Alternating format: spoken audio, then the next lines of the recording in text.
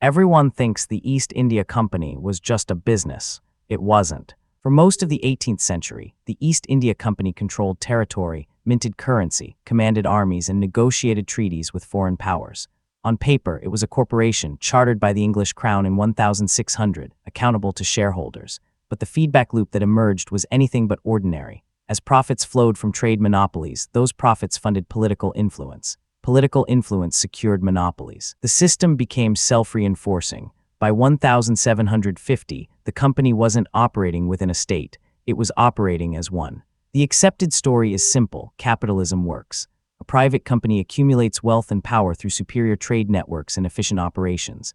The company was better organized than competitors, better financed, better armed. That's why it won, and there's truth to it. But this explanation misses the structural lever that actually mattered. The company didn't just operate in a legal void, it created one. Here's what actually happened. The company's charter granted it a monopoly on English trade east of the Cape of Good Hope.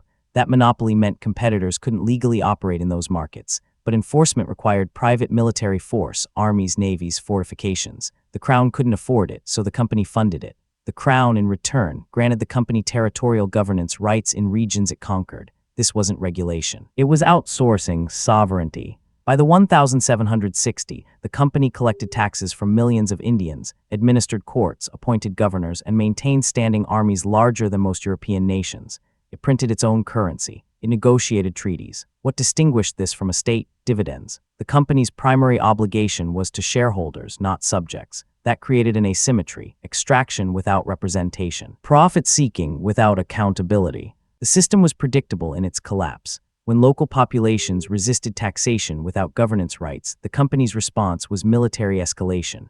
When harvests failed and famine struck Bengal in 1770, the company maintained export quotas anyway. The logic was mechanical: maximize extraction, minimize costs. The human cost was irrelevant to the equation. Millions died, profits remained stable. Historians saw the instability coming. Edmund Burke warned Parliament in 1788 that the company's power structure would eventually implode under its own contradictions.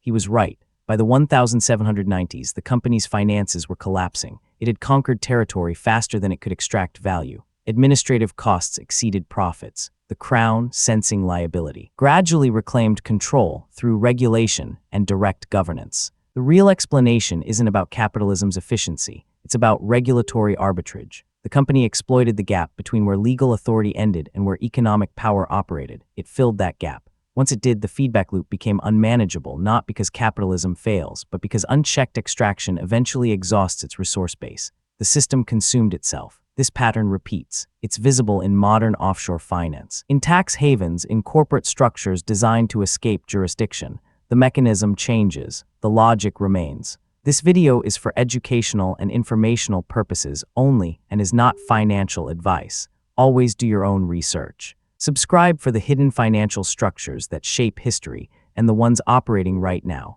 This video is for educational and informational purposes only and is not financial advice. Always do your own research.